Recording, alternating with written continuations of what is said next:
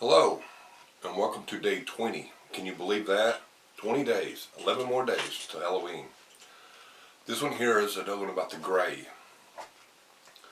It's written in third person, so it's a little bit different than my other ones. And it goes like this. It's called The Cemetery. Another perfect, beautiful day. Of course it was. How had he not noticed so many beautiful days in a row before?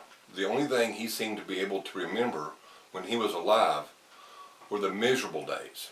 Days where it was too windy or too cold, too wet and rainy, too hot, never just right. It probably had something to do with not having a body. One thing was for sure, life would have been much more pleasant if not for the body. He would have probably enjoyed a few more days of his life then. He focused on the tree next to the grave's grave and made his way to it. It wasn't far from where he was buried, but it was a much nicer plot. He always thought that was funny, having the last name Graves, and then being buried after you die.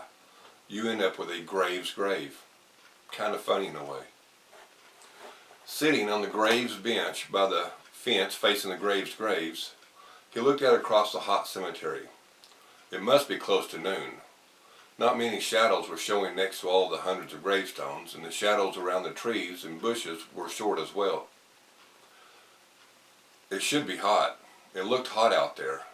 It almost appeared as if he could see steam coming off the tombstones made out of black granite. The new fad, it seemed. There were 10 times as many of those colors in the newer section of the cemetery than the old one. He wondered what day it was, considering he was only awake for about 8 hours and asleep for about 6 hours in a continuous cycle, or at least sleep is what he called it. It made it hard to keep up with days. But if his calculations were correct, it should be Monday. That would mean Mrs. Anderson would be coming to see her son's grave this evening. He always enjoyed her visits. If her son, Nicholas, were there, he would probably enjoy them as well. As he made his way across the cemetery, heading towards Nicholas Anderson's grave, he stopped and he noticed something new. Off to the left corner, close to the entrance, were a couple of trucks, and he could see men working. 2 appeared to be setting up a tent while others were putting out chairs. A funeral! He became excited and immediately turned their direction. He loved funerals.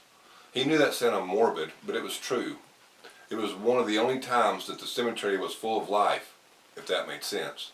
Something else he thought was funny. The only time a cemetery was truly alive with people and chatter and emotions was during a funeral. People talked, hugged, cried, even laughed at times, especially those who stood at the back of the funerals, the ones who truly knew the lives of the ones being buried. That was his favorite place to stand during funerals.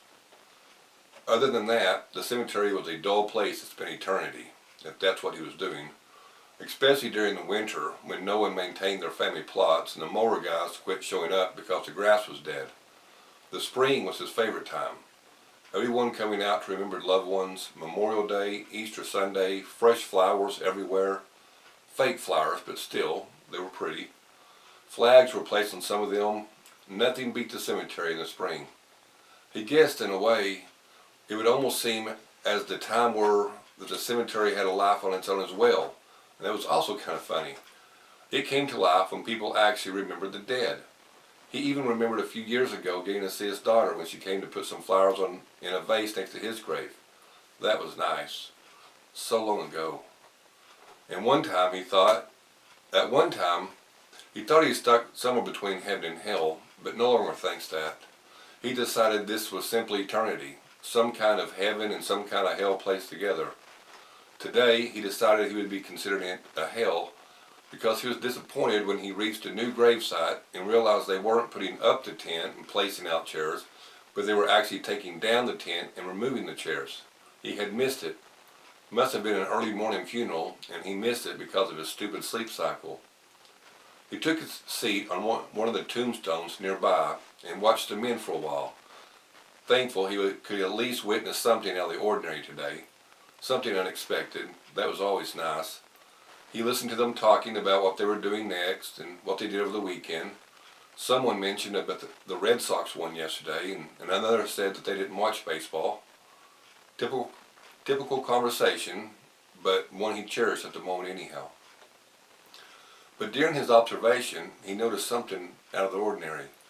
He saw what appeared to be a little girl, about 12 or 13, wearing a pretty blue and white dress and new shiny black shoes. She was walking back and forth with the men who were putting away the chairs, and she was saying something to them.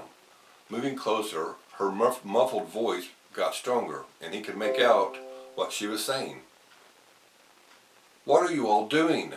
Why are none of you hearing me? Answer me. Where is my mom? Why did they leave me out here?" She came to a sudden stop, and her attention turned to him.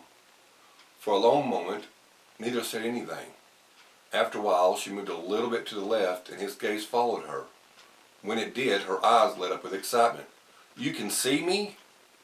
He nodded in astonishment. "Can you see me?"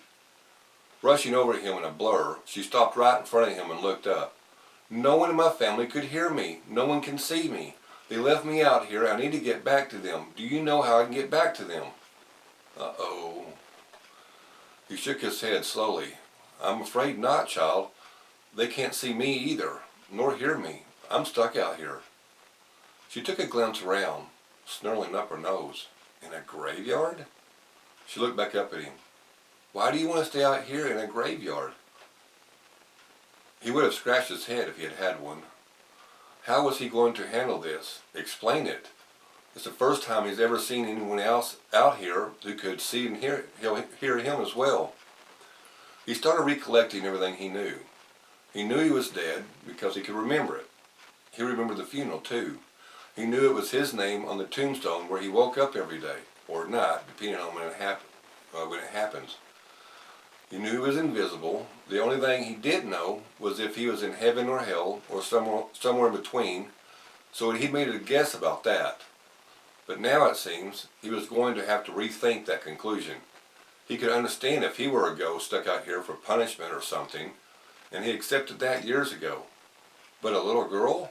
Why would an innocent little girl be out here? Nothing was making sense now, if one could call any of this as something which made sense, of course. He glanced over toward the grave's bench and pointed towards the large tree. "Let's go over here and sit down and see if we can figure this out." They began walking towards the grave's grave plot, and he said, "So, tell me the last thing you remember before showing up here." And that's the end of part one. I told you it was a quite long one, or I meant to. Anyway, I'm going to hopefully get part two written tomorrow, and we'll see. And if not, maybe something else will come through. But for now, this is what came through, and this is where we are. Hopefully we'll see you tomorrow on day 21. Have a good night.